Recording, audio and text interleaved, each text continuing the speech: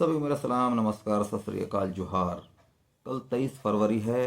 कल झारखंड राज्य के जितने भी जिले हैं, जो शहर है, उन पे नगर निकाय चुनाव होने वाला है।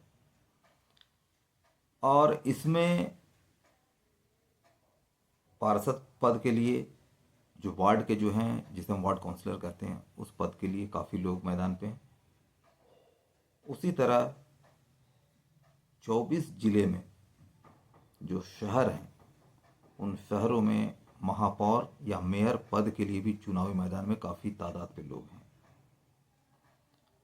नगर निगम का चुनाव इसलिए कराना ज़रूरी होता है क्योंकि नगर में रहने वाले लोगों को जो डेवलपमेंट चाहिए, अच्छी सड़क, पानी की सही व्यवस्था, बिजली व्यवस्था, स्वास्थ्य केंद्र, वृद्धावस्था पेंशन, राशन कार्ड, लाल कार्ड और बहुत सारी योजनाएं जो है वो शहरी क्षेत्र में काम करने की योजनाएं होती हैं, तो वो इन्हीं वार्ड पार्षद और महापौर के जरिए ही सरकार पारित करती है। ऐसे में यह चुनाव बहुत ही इम्पोर्टेंट हो जाता है। और चूंकि लोकतांत्रिक व्यवस्था में आम जनता ही अपने मतों के द्वारा चुनती है, जिस तरह से हम विधायक और सांसद को चुनते हैं, उसी तरह से यहाँ भी अपने पसंद के प्रतिनिधि को चुनना है। किसी को भी चुनने में जो सबसे पहली बातें होती है वो ये होती है कि हम उस चेहरे को चुनें जो समाज में लगातार नजर आया है, क्योंकि इस चुनाव में बहुत सारे ऐसे चेहरे भी आ जाते हैं सामने जिसे कभी किसी ने देखा नहीं है और उनका सामाजिक सरोकार से, यानी सामाजिक कार्य से कोई सरोकार रहा नहीं। ऐसे बहुत सारे लोग समाज में हैं। उसके बाद अगर वो चुनाव जीत जाते हैं तो उनकी कोई गारंटी नहीं होती कि वो आपके लिए काम करेंगे। ये भी हो सकता है कि अगर वो चुनाव हार जाए तो दोबारा फिर उसके बाद वाले चुनाव में नजर आए। लेकिन जो सामाजिक सेवक होते हैं, जो सामाजिक कार्य करते होते हैं, जो हमेशा आम आदमी के सामने मिलते रहते हैं, उनके सुख दुख में साथ देते हैं, अगर ऐसे लोग चुनावी मैदान में हैं तो आप उन्हें ज़रूर चुनें और चुनना भी चाहिए। धर्म, जाति, भेदभाव से ऊपर उठकर अगर हम चुनते हैं, डेवलपमेंट को फोकस करते हैं, तो फिर हमारा चुनाव सही होगा।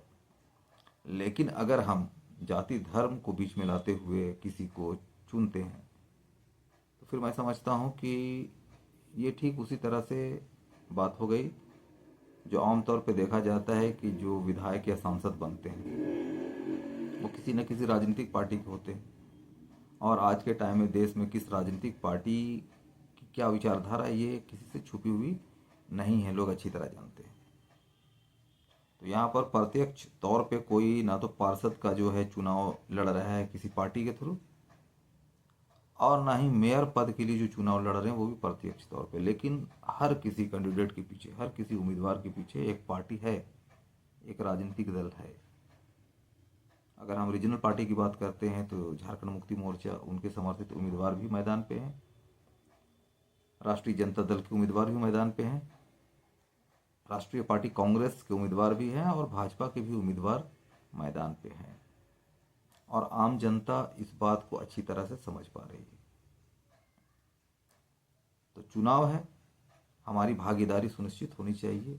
हाँ, एक और गलती देखने को मिल रही है कि जिस वार्ड में अगर मेरा नाम है और जहाँ पर मैं वोट दिया करता था, चाहे उससे पहले विधायक का हो या एमपी का हो, लेकिन इस बार कई लोगों के बूथ इधर से उधर कर दिए गए हैं और लोगों के सामने एक नई परेशानी खड़ी कर दी गई है। अब ऐसा क्यों किया जाता है ये चुनाव आयोग बेहतर समझता है, और आज के टाइम में चुनाव आयोग का पूरे देश में किस तरह का रोल है ये आप सभी अच्छी तरह जान रहे हैं।